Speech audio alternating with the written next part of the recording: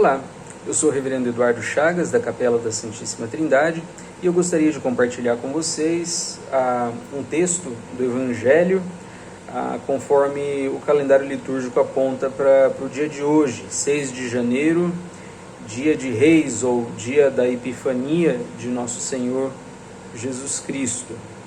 O texto que o calendário litúrgico aponta para a data de hoje é o Evangelho segundo o relato de Mateus, capítulo 2, os versos 1 a 12. E assim nos diz o Evangelho do Senhor. Jesus nasceu em Belém, na Judéia, durante o reinado de Herodes. Por esse tempo, alguns sábios das terras do Oriente chegaram a Jerusalém e perguntaram: onde está o recém-nascido rei dos judeus? Vimos sua estrela no Oriente e viemos adorá-lo. Ao ouvir isso, o rei Herodes ficou perturbado, e com ele todo o povo de Jerusalém. Reuniu os principais sacerdotes e os mestres da lei e lhes perguntou: onde nascerá o Cristo? Eles responderam: em Belém da Judéia, pois assim escreveu o profeta: e você, Belém, na terra de Judá, não é a menor entre as principais cidades de Judá, pois de você virá um governante que será o pastor do meu povo, Israel.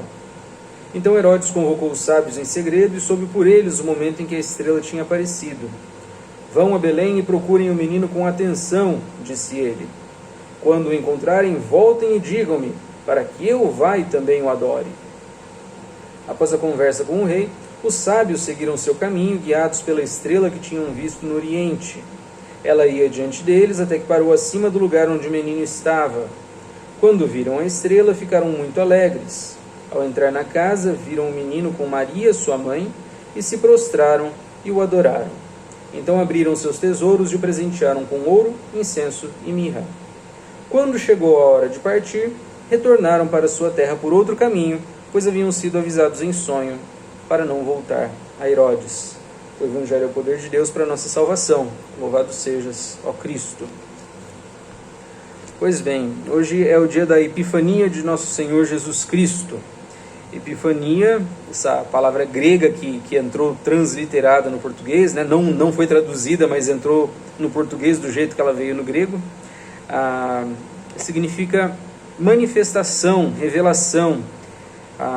E é esse o sentido dessa comemoração do calendário litúrgico, é a manifestação de Jesus a todos os povos, né? Aos povos gentios, como a gente vai ver ao longo dessa breve devocional. Essa festa, né, essa comemoração é mais antiga do que a comemoração do Natal, né? A Epifania do Senhor, a visitação dos magos, já era comemorada em uma data fixa dentro da igreja. Era usual se pregar sobre esse texto muito antes de aproveitarem a data do 25 de dezembro para a comemoração do Natal. Nós sabemos que o Natal muito provavelmente não aconteceu, né? O nascimento do Senhor Jesus muito provavelmente não aconteceu em dezembro, porque é inverno no hemisfério norte, e havia pastores que estavam no campo guardando seus rebanhos, então provavelmente era primavera. E essa data é mais antiga do que isso, né? Então a celebração, e os ortodoxos ainda hoje celebram o Natal nesta data e não no 25 de dezembro. Muito bem, e esta comemoração, a Epifania do Senhor Jesus, a manifestação do Senhor Jesus, vem disto que acontece no texto que nós acabamos de ler. Jesus nasceu em Belém, na Judéia, durante o reinado do rei Herodes. O posicionamento, né, situar a história dentro da história política tem o efeito e tem a intenção de desfazer ou de desmistificar a história, no sentido de que não é uma lenda, né? Porque uma lenda não tem tempo, ela pode acontecer em qualquer lugar, em qualquer momento, né? Uma lenda, um mito. Não, nós estamos tratando de um fato que aconteceu em determinado lugar, em determinado ponto na história, que pode ser verificado por meio da pesquisa histórica. Jesus nasceu em Belém, na Judéia, durante o reinado de Herodes. E por esse tempo chegam a Jerusalém magos, sábios das terras do Oriente, perguntando: onde está o recém-nascido rei dos judeus? Nós vimos sua estrela no Oriente e viemos adorá-lo. A astrologia, a astronomia e a astrologia andavam juntas na antiguidade e era uma prática muito difundida, inclusive com praticantes dentro do judaísmo. Então não é surpresa, e esse tipo de relato de que sábios vieram do Oriente comemorando uma data ou comemorando algum evento e guiados pelos sinais dos céus, é algo que não estranharia os primeiros leitores dessa história, porque era isso que eles faziam. Há outros relatos, há relatos de reis do Oriente que foram visitar César em Roma no final de uma campanha. Há outros relatos de peregrinações de magos do Oriente, de estudiosos da astrologia que vieram do Oriente para o Ocidente comemorar determinado fato. Então, esse tipo de peregrinação não era nada de outro mundo, não era nenhum susto, nenhum motivo de assombro. O que foi motivo de assombro para Herodes e toda Jerusalém foi essa notícia: onde está o recém-nascido rei dos judeus? Vimos sua estrela no Oriente e viemos adorá-lo. Por que Jerusalém ficou empolvorosa? Porque Herodes já era muito conhecido como um rei bastante paranoico, bastante inseguro e bastante violento por causa da sua insegurança, por causa das suas paranoias. Ele chegou a executar alguns de seus filhos e até a esposa que ele mais amou, de todas as que ele teve, a que ele mais amava, que era Mariane, ele executou por causa de uma acusação de conspiração que ele inventou na cabeça dele. Então Herodes era um rei extremamente inseguro, e ele não era judeu, não de nascimento, ele era idumeu ou edomita. Então ele não era um judeu, aspas, puro sangue, e ele tinha problemas de legitimidade. Por quê? Porque ele era um rei fantoche do Império Romano. Então o povo judeu não o amava, não o respeitava, apenas o temia. E a notícia de que nasceu um rei legítimo dos judeus coloca Herodes em polvorosa. Então ele se informa com os sábios, ele se informa com os escribas em primeiro lugar, onde vai nascer o rei dos judeus, onde vai nascer o Messias. Ele já, mesmo sendo contra, mesmo jogando contra, mesmo não sendo parte daqueles que creem no Senhor Jesus, ele confrontado com essa história, ele não crê no Senhor Jesus, mas ele se opõe, e esse é o efeito do Evangelho, ao longo de todo o Evangelho. Mesmo assim, Herodes tem a percepção de que se trata de um evento messiânico, de que talvez, de fato, o Messias é chegado. Então, onde vai aparecer o Messias? Em Belém. As profecias, principalmente a profecia de Miqueias, vai apontar para Belém de Judá, Belém da Judéia. Então Herodes convocou os sábios em segredo. Ele não queria espalhar essa notícia de que de repente existe a notícia de que o Messias é chegado, e com sinais da natureza para confirmar isto. Então ele em segredo chama os sábios, se informa, conversa com eles: olha, vão a Belém, procurem o menino, e quando encontrarem, voltem e digam-me para que eu vá e também o adore. A gente sabe que não era essa a intenção. Pois bem, após a conversa com o rei, os sábios seguiram seu caminho, guiados pela estrela que tinham visto no Oriente, e ela ia diante deles até que parou acima do lugar onde o menino estava. E o resultado disso é que eles se alegraram. Quando viram a estrela, ficaram muito alegres, e ao entrar na casa viram o menino com Maria, sua mãe, se prostraram e o adoraram. Então, este é o efeito do Evangelho. É impossível a gente ouvir e compreender a mensagem do Evangelho e ficar indiferente a ela. Ou nós vamos sair escandalizados e vamos nos opor a ela, como fez o rei Herodes, ou nós vamos nos render, nós vamos nos alegrar, né? Nosso coração vai se encher de alegria, e no grego aqui o que existe é uma redundância, né? É um reforço por redundância. Eles se alegraram com extrema alegria, eles ficaram muito alegres. Então, ao entrar na casa, viram um menino com Maria sua mãe, e se prostraram e o adoraram. Eles reconheceram aquilo que a natureza estava apontando, e a revelação que eles tinham, porque não eram judeus, era essa. É aquilo que a teologia chama de revelação natural. Os sinais que a natureza apontam, e eles eram especialistas nisso, apontavam para o nascimento de um rei, de um novo e grande rei dos judeus. E ao entrar na presença dele, tudo que eles podem fazer, a reação natural deles, é se prostrar e o adorarem. Então abriram seus tesouros e o presentearam com ouro, incenso e mirra. O texto não fala quantos magos eram, né?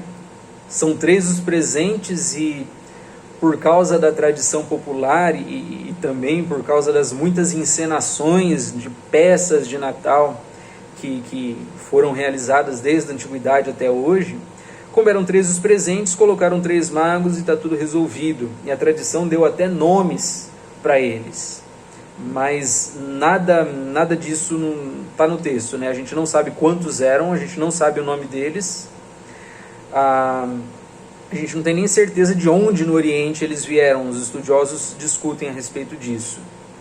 Outra coisa que é alvo de discussão desde os pais da igreja, né, que eram os primeiros teólogos, é o significado desses presentes, né? E eles vão tentar associar muitas vezes os 3 presentes com os 3 ofícios de Cristo, né?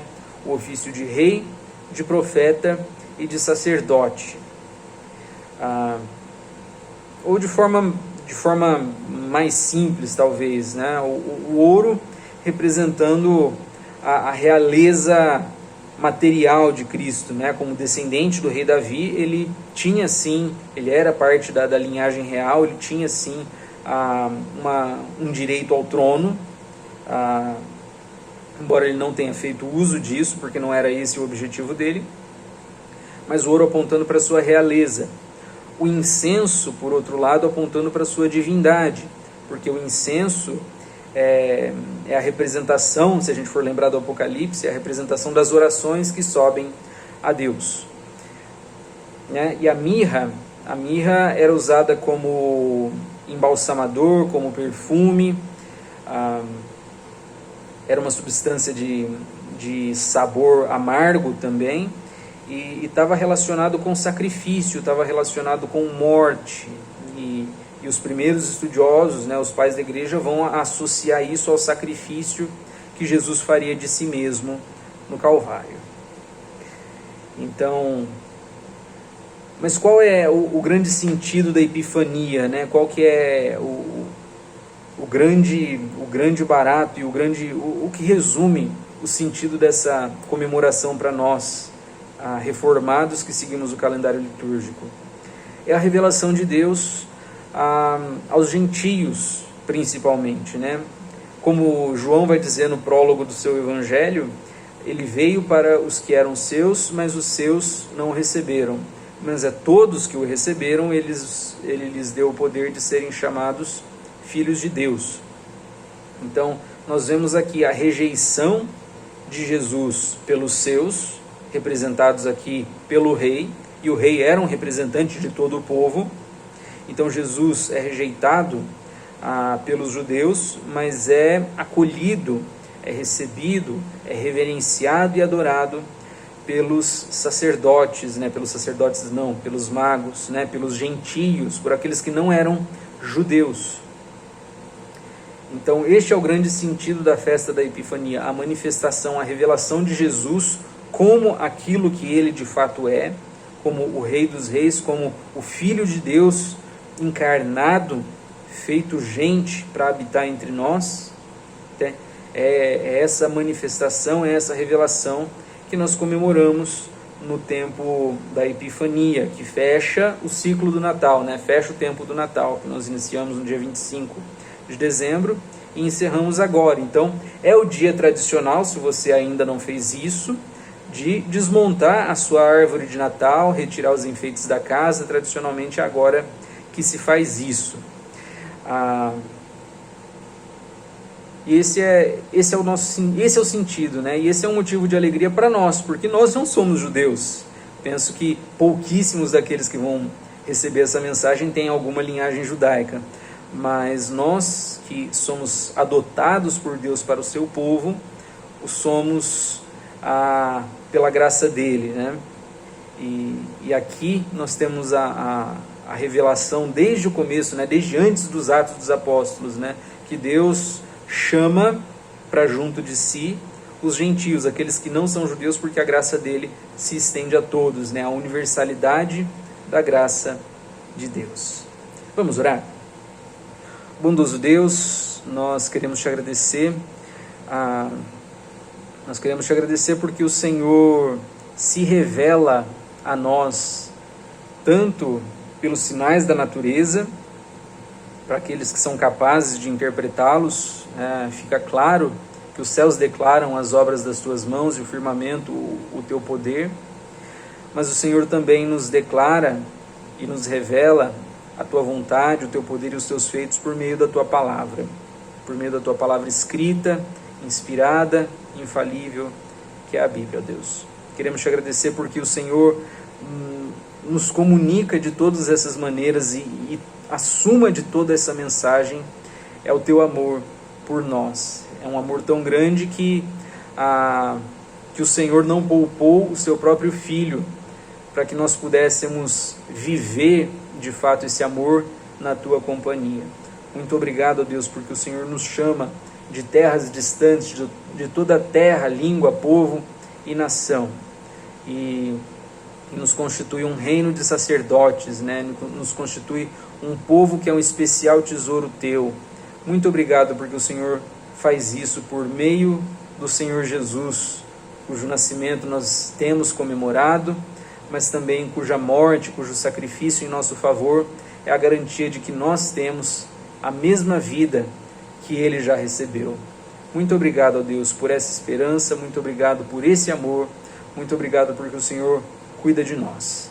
Abençoa-nos, continua a proteger o povo, o teu povo e todo o povo dessa pandemia que tem nos assolado, né? Diminui os efeitos dessa pandemia. Cremos que o Senhor tem atenuado, cremos que se não fosse pelo Senhor, muito mais gente já teria morrido, mas pedimos a Deus que o Senhor apresse os meios de vacina, também os meios de tratamento e cura, para que em breve nos vejamos livres deste mal e saibamos render graças a Ti, que é de Ti que vem a graça e a capacidade que todos os estudiosos têm também para pesquisar todos esses tratamentos, todas essas vacinas também, ó Deus. Tem misericórdia de nós, dirige as nossas autoridades para que elas venham a fazer aquilo que é melhor para o povo e não aquilo que é melhor para a sua própria posição política. E guarda aqueles, ó Deus, que têm necessitado de trabalho, que têm necessitado de sustento ao longo desses meses já de pandemia, quase chegando a um ano. Tem misericórdia de nós, ó Deus, perdoa os nossos pecados e guarda-nos por Cristo nosso Senhor. Amém. Queridos irmãos, Deus os abençoe.